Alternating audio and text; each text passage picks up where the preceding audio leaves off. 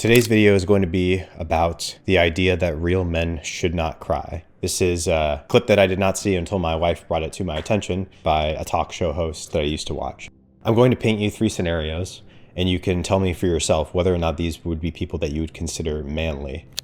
Michael Chandler, career MMA fighter, achieves one of the highlight KOs of his career, knocking out Tony Ferguson by front head kick. Runs up to the side of the cage, climbs on top of the cage wall, and looks for his son in the crowd. I believe this was the first time he had ever brought his son with him to a UFC fight. He identifies him in the crowd, points at him, and then he starts crying. Does that strike you as unmanly? Or does that strike you as the elation of having just performed in front of your child for the first time in a situation in which you were in a great deal of physical danger, coming through, showing him what winning looks like, just a pure moment of pride and relief? And in fact, on the topic of the UFC, it is incredibly common to witness people have these kind of emotional outbursts in the wake of accomplishing great things. And Khabib Nurmagomedov has immediately resorted to tears. And you've been down my whole life now. Look at me now. Look at me now. Robbie, you're a pretty stoic guy, but this is an emotional moment for you. Telling you, not told you not good enough. I've been told that my whole life, and I'm the world champ. If I can do it, you can do it.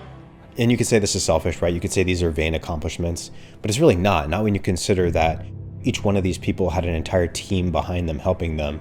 And in each of those moments, you could argue it really is a team victory. And that is part of the emotion that you're seeing on their faces. Second scenario, David Goggins wins the Americanism Award.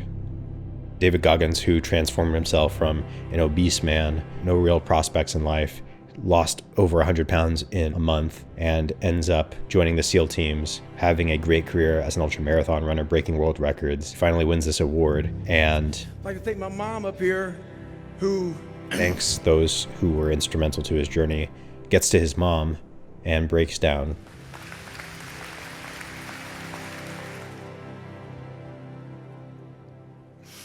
Last example, Jocko Willink. You'd be hard-pressed to find a more stereotypical man's man than Jocko, right? Very tough, very physically skilled, combat veteran, embodies a lot of stoicism. And yet even he, when reminiscing about fallen comrades. One of my guys, Michael Mansour, he jumped on a grenade to save 3 of our other teammates.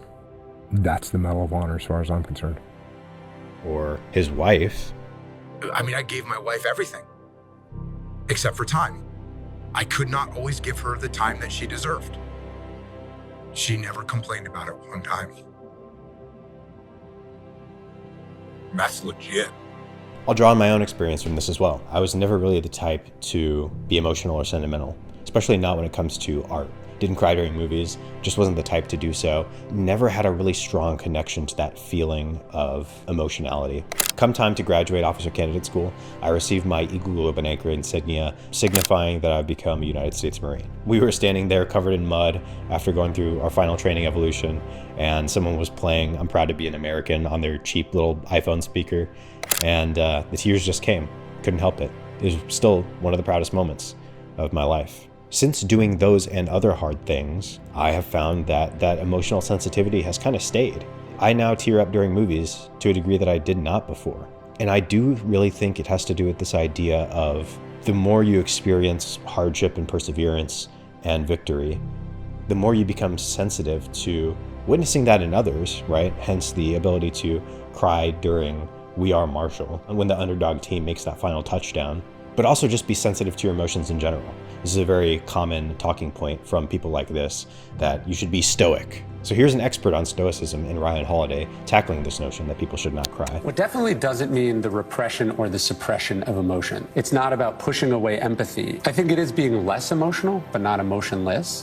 We should be turning to these ideas. The problem is people are stripping it from the context which it's supposed to be in, which is it's an ethical philosophy, a guide to be a good person. In fact, I'm going to make the case to you today that there is an inverse correlation between your toughness, your confidence, your security in yourself, and the amount that you care about how manly you're perceived as.